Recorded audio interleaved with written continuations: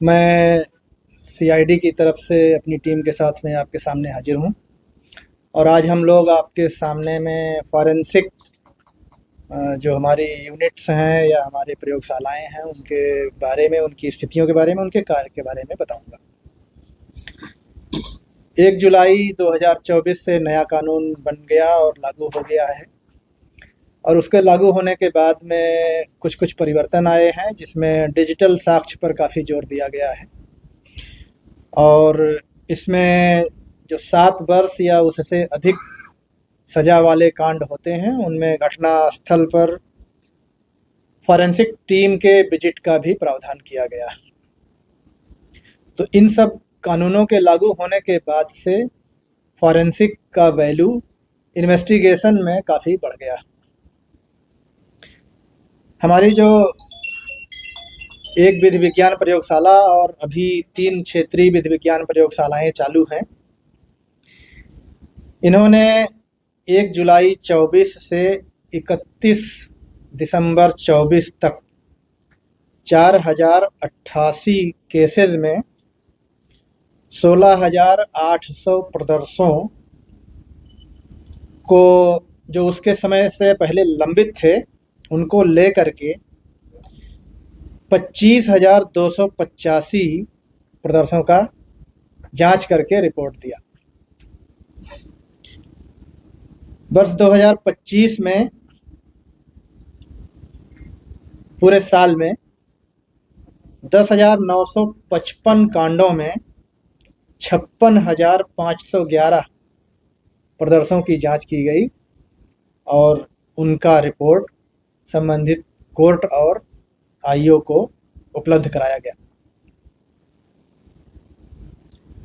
जो 7 वर्ष से अधिक कांड वाले मामलों में टीम के भ्रमण का है, उसके लिए हम लोगों की व्यवस्था में हर ज़िले में एक पदाधिकारी या कर्मी को डिप्यूट किया गया है।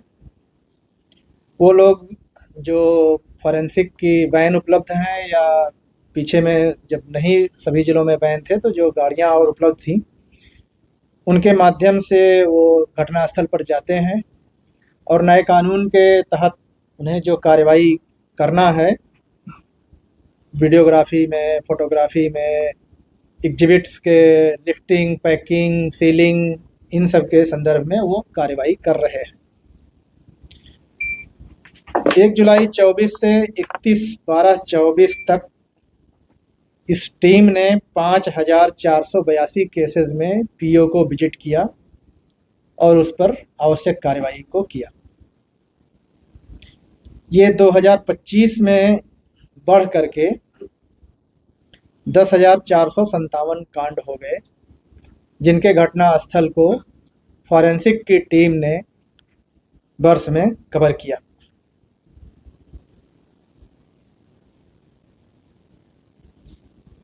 राज्य में पहले हमारे पास में सिर्फ 17 मोबाइल फॉरेंसिक वैन थे।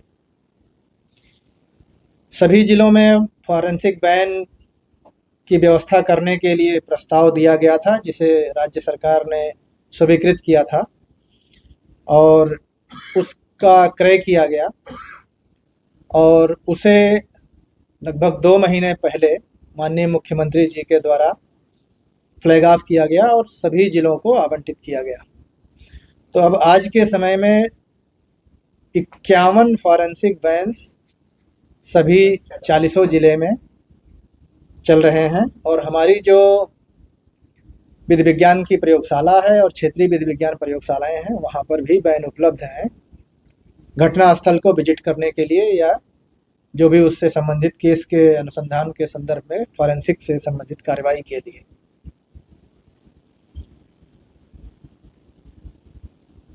फॉरेंसिक के महत्व को देखते हुए राज्य सरकार ने काफ़ी पहले क्षेत्रीय सभी मुख्यालयों पर विधि विज्ञान की प्रयोगशालाओं को स्थापित करने के लिए स्वीकृत दिया हुआ है। उसके आलोक में भवनों का निर्माण कराया जा रहा है। 3 भवन निर्मित हो चुके हैं। और बाकी 7 भवनों का निर्माण कार्य प्रगति पर है।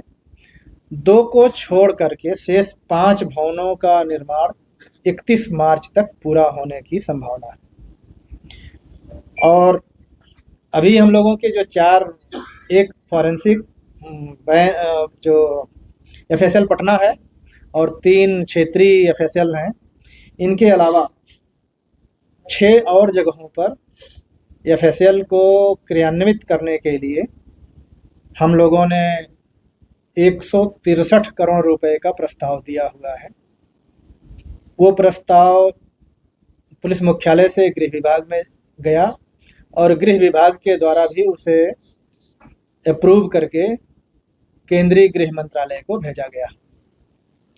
ये अगर हम लोगों को सैंक्शन हो जाएगा तो हम लोग उसके माध्यम से जो इक्विपमेंट हैं उनका क्रय करेंगे और वर्ष 2026 में 6 क्षेत्रीय विधि विज्ञान प्रयोगशाला जो नए हैं उनको क्रियान्वित करेंगे।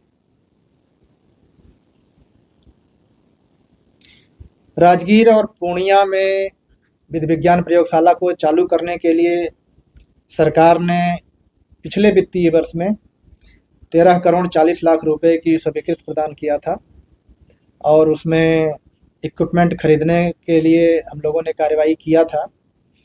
लगभग आधी राशि का इक्विपमेंट पिछले वित्तीय वर्ष में खरीदा जा चुका है और शेष जो राशि है उसका इक्विपमेंट क्रय करने की प्रक्रिया चल रही है, जो संभवतः फरवरी के अंत या मार्च में पूर्ण हो जाएगा।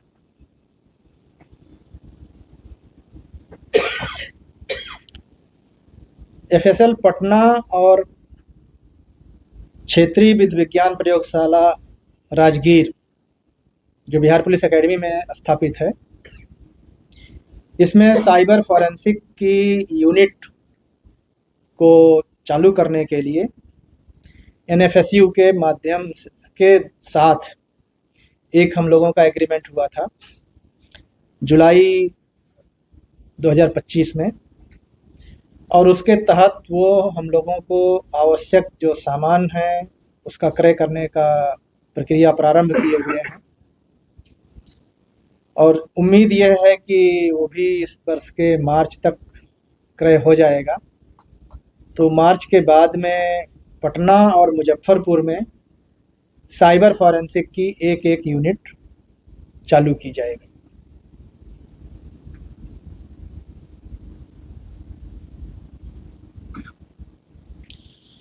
अभी हम लोगों के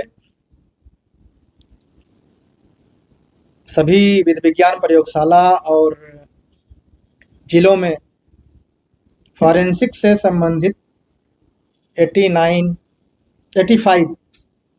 एसएसए बड़ी वैज्ञानिक सहायक और 44 राजपत्रित पदाधिकारी उपलब्ध हैं और ये लोग काम कर रहे हैं। लेकिन हमारे यहाँ अभी भी 100 बड़ी वैज्ञानिक पदाधिकारियों और 89 सहायक निदेशकों का पद खाली है। इस मानव बल की कमी को पूरा करने के लिए हम लोगों ने प्रस्ताव दिया था। उस प्रस्ताव के आधार पर राज्य सरकार से सहमति प्राप्त हुई और संविदा के आधार पर इन पदों को भरने की प्रक्रिया प्रारंभ की गई।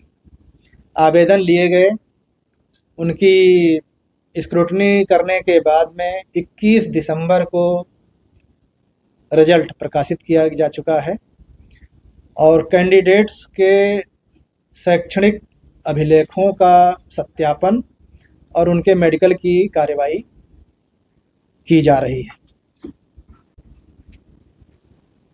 इसमें अभी 4 जो चल रहा है, आप पहले वो नोट कर लीजिए, मैं आपको बता दूं। पटना में है, मुजफ्फरपुर में, भागलपुर में और राजगीर में। तो अभी हमारा जो मैंने बताया कि कंस्ट्रक्शन वर्क थोड़ा पीछे चल रहा है, वो दरभंगा और रोहतास है। तो इस आधार पर 6 हो गया और बाकी जो 6 जगह बची उसमें गया, बेतिया, मुजफ्फरपुर, मुंगेर, सहरसा, दरभंगा नहीं, दरभंगा तो अभी बाद में है। रोहतास और दरभंगा बाद में है। गया, बेतिया, छपरा, मुंगेर, पूर्णिया, सहरसा, गया जी, गया नहीं, गया जी। जो साइबर यूनिट जो खुल जाएगी सर, तो इसमें कौन कौन सी जांच सुविधा मिलेगी जो अभी बाहर भेजना पड़ता था, अभी क्या व्यवस्था है सर? साइबर के लिए देखिए 2 चीज़ें हैं हमारे यहाँ। एक तो हमारा जो एनएफएसयू के माध्यम से चल रहा है, उसमें जो हमारी 2 यूनिट स्थापित होगी, वो एक पटना में होगी, एक राजगीर में होगी। और उसमें मेन फोकस मोबाइल फॉरेंसिक पर है और कुछ चीज़ें थोड़ा सा कंप्यूटर फॉरेंसिक पर है। लेकिन जो मैंने आपको बताया था कि हम लोगों ने जो कार्यरत हमारी प्रयोगशालाएं हैं चारों, उनको अपग्रेड करने के लिए और 6 नई को चालू करने के लिए जो 163 करोड़ का दिया हुआ है, उसमें भी हमारे पास में साइबर के प्रस्ताव हैं। और वो साइबर हमारा मुजफ्फरपुर और भागलपुर के लिए है। तो उसमें हमारा वीडियो फॉरेंसिक, कंप्यूटर फॉरेंसिक और मोबाइल फॉरेंसिक, इन तीनों चीज़ों के लिए प्रस्ताव। ये काफी आपने आंकड़ा, पटना में जो छात्रा का मामला था उसमें एफएसएल गई थी वहाँ, यस, और उसमें क्या अनुसंधान? अभी श्रीमान जी हम लोग उस रिपोर्ट के बारे में आपको नहीं बता सकते हैं जब तक कि वो जांच कंप्लीट नहीं हो जाए। अभी वो जांच का मामला है और जांच का विषय है, तो जब तक पूरी जांच नहीं कंप्लीट हो पाएगी तब तक हम लोग उसके बारे में आपको कब सर कब आती है रिपोर्ट और स्पेशल रिपोर्ट कितने दिनों में? आप मान सकते हैं कि अगले 3-4 दिनों में कंप्लीट हो जाना चाहिए। उसमें होगा ना सर, कितने दिनों में स्पेशल की रिपोर्ट आ जाती है? डीएनए की रिपोर्ट आने में टाइम लगता है और जो हमारा रिसोर्स है, जितना हमारे पास में इक्विपमेंट्स हैं, उन सबको देखते हुए जो मैंने समय बताया, करीब 5-6 दिन लगेगा। सर 8 को गई थी हॉस्टल, 9 को गई थी, 10 को कब गई थी? मुझे तो इस बारे में स्पष्ट नहीं एकदम है कि वो 8 में गई थी कि 9 गई थी, ये मैं नहीं बता पाऊंगा आपको। लेकिन मेरी टीम गई थी और उन्होंने जो पीओ है उसको पूरी तरह से देखा, समझा। जो किसी भी विषय, कोई भी वस्तु जिसके बारे में ये समझ में आया कि हाँ इसमें कोई एविडेंस मिल सकता था, उसे कलेक्ट किया और उसको ला करके पूरी टीम जांच कर रही है। इवन जांच के लिए कल संडे में भी एफएसएल खुला हुआ था। लेकिन सर घटना के कई दिनों के बाद जाने से क्या कोई रिपोर्ट प्रॉपर वे में मिल पाता है, क्या परेशानी होती है? देखिए इसमें अलग अलग चीज़ें हैं। कुछ चीज़ें ऐसी होती हैं जो समय के साथ में निसंदेह क्षरण होता है, उनमें डिके होता है, लेकिन सभी चीज़ों में ऐसा नहीं होता है। तो अब क्या क्या चीज़ें हैं, क्या चीज़ें नहीं मिली हुई हैं, डिके वाले मटेरियल हैं नहीं हैं, ये मैं अभी आपको नहीं बता पाऊँगा। सीआईडी भी अपने तरफ से अनुसंधान कर रही है, जानकारियां सूत्रों से मिल रही है। आप इसमें 2 तरह की बात देखेंगे कि सीआईडी में एक कमज़ोर वर्ग भी विंग है, मतलब हम ही लोगों का विंग है। तो ऐसे मामले वो कमज़ोर विंग के लोग देखते हैं। एडीजी साहब खुद पीओ पर गए थे और उन्होंने मामले के अनुसंधान में देखा हुआ। ऐसी जानकारी सूत्रों के हवाले से आ रही है कि इसमें कुछ गिरफ्तारियां इसमें क्या? अब ये मेरा क्षेत्र नहीं है, इस विषय में मैं आपको कोई जानकारी नहीं बता पाऊंगा।